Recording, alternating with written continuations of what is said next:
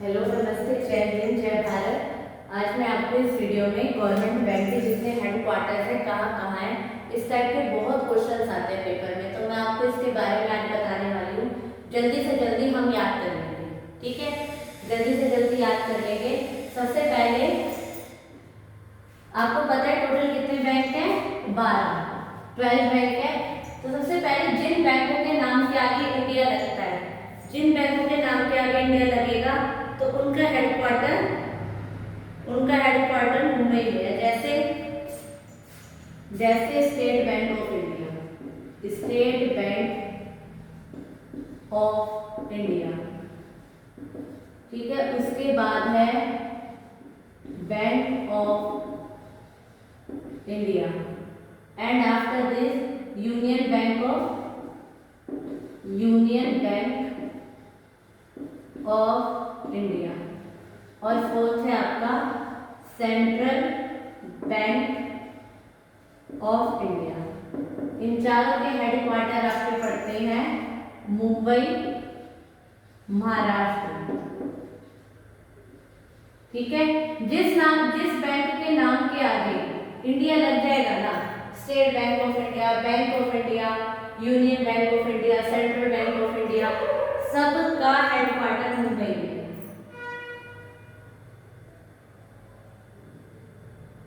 ठीक है। मुंबई महाराष्ट्र में। चलिए इतना सबने उतार लिया है।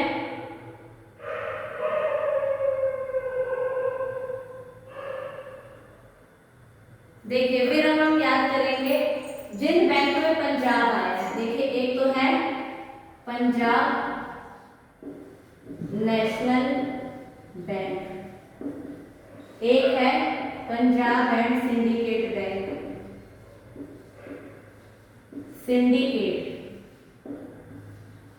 बैंक। तो ये आपका इसका हेडक्वार्टर है न्यू दिल्ली, दोनों का। फिर एक आपको करना बहुत इजी है, बैंक ऑफ बड़ौदा। कहाँ होगा इसका? ये तो बहुत ही इजी है। तो इसका होगा आपका वडोदरा। वडोदरा कहाँ है? गुजरात, ठीक है। जल्दी से उतार लीजिए।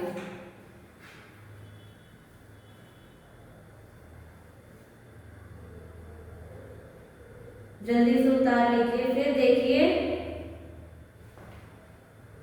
अगला आपका केनरा बैंक। केनरा बैंक, अब देखिए केनरा कहाँ से स्टार्ट है? सी से स्टार्ट है, के से स्टार्ट है, बोले में के से। तो कहाँ पे है ये? बेंगलुरु, कर्नाटक। स्टेट कौन सा है? कर्नाटक। अब देखिए यूको बैंक, यूको। अब पीछे वाला को देखिए, को। तो को से आप लिख लीजिए कोलकाता। कोलकाता कहाँ है आपका? पश्चिम बंगाल में, वेस्ट बंगाल में, ठीक है, पश्चिम बंगाल में।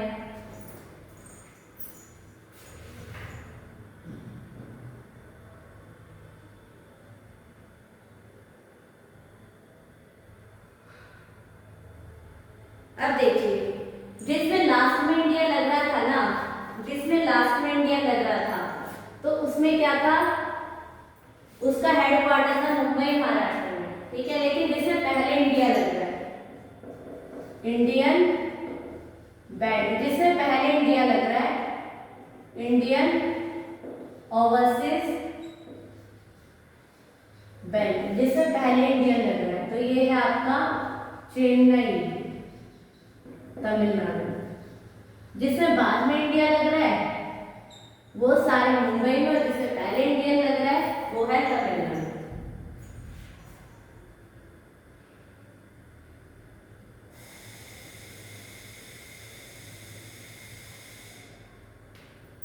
एक और बैंक बचा है बस।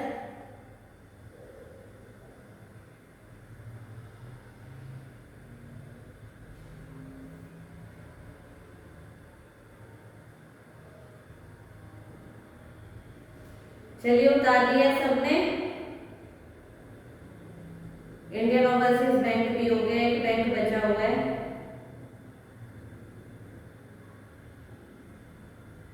ओ एक बैंक बचा है, बहुत इजी सा है, बैंक ऑफ महाराष्ट्र। महाराष्ट्र। तो बैंक ऑफ महाराष्ट्र कहाँ है? बैंक ऑफ महाराष्ट्र है पुणे। पुणे कहाँ है? महाराष्ट्र। बहुत इजी से है, ठीक है।